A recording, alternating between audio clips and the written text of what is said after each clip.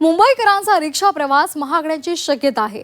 देशामध्ये petrol diesel पाठोपाठ दरवाढ झालेली आहे आणि त्यामुळे इंधनाचे भाव गगनाला भिडल्यानंतर आता सर्वच क्षेत्रांमध्ये दरवाढीचे चटके बसू लागलेत।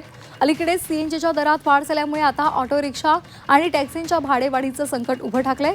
याच पार्श्वभूमीवर 1 जुलैपासून मुंबई रिक्षाचं किमान भाडं 27 रुपये होण्याची शक्यता आहे। जुन्या दरानं ऑटो रिक्षाची सेवा देणं परवडत नसल्यामुळे मुंबई रिक्षामेन्स युनियननं अंधेरी आरटीओला भाडेवाढी संदर्भातला प्रस्ताव पाठवलेला आहे। आणि या संदर्भात अधिक माहितीसाठी आपण जाणार आहोत आमचे प्रतिनिधी स्वप्नील जाधव यांच्याकडे। स्वप्नील, इंधनाचे दर सातत्यानं वाढत आहेत आणि त्यामुळे आता रिक्षामेन्स जी संघटना आहे त्यांनी भाडेवाढी संदर्भातला प्रस्ताव पाठवलेला आहे।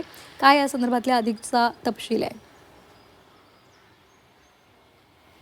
नक्कीच आपण जर पाहिलं देशामध्ये, भारतामध्ये आणि महाराष्ट्रामध्ये गेल्या काही दिवसांपासून इंधनाच्या दरात वाढ झालेली आहे। यानंतर मुंबईमध्ये सातत्याने दरवाढीनंतर प्रवासी भाड्यांमध्ये सुद्धा वाढ करण्यात यावी अशा प्रकारची मागणी रिक्षा टॅक्सी चालक यांच्याकडून होत होती। या दरम्यान संघटनेकडून आता अंधेरी आरटीओ कार्यालयाला एक पत्र म्हणजे निवेदन देण्यात आलेलं आहे, ज्यामध्ये रिक्षा आणि टॅक्सी याचं भाडे जे मीटरचं भाडं आहे ज्यामध्ये वाढ करण्यात यावी अशा प्रकारची मागणी केलेली आहे। सध्या 1.5 किलोमीटरला 26 रुपये अशा प्रकारचा दर आकारला जातो, त्यामुळे 1 जुलैपासून 27 रुपये आकारले जातील अशा प्रकारची शक्यता आहे। कारण 1 रुपयाची वाढ करण्यात येणार असल्याची माहिती समोर येते। अंधेरी आरटीओ कार्यालयाकडे निवेदन देण्यात आलं असून प्रस्ताव सुद्धा तयार झाला असल्याची माहिती आहे। त्यामुळे लवकरच MMRDAच्या बैठकीमध्ये या संदर्भातला प्रस्ताव हा मांडला जाईल आणि यानंतरच हा ठोस निर्णय होईल। मात्र एकीकडे जर बघितलं तर मुंबईमध्ये असेल किंवा मुंबई उपनगरामध्ये असेल, रिक्षा आणि टॅक्सीच्या मीटरच्या भाड्यामध्ये वाढ झाल्यानंतर कुठेतरी शेअर टॅक्सी आणि रिक्षा आहेत त्यांच्या सुद्धा भाड्यामध्ये वाढ होण्याची शक्यता आहे। त्यामुळे 1-2 रुपयांची वाढ झाल्यानंतर शेअर आणि टॅक्सीच्या भाड्यामध्ये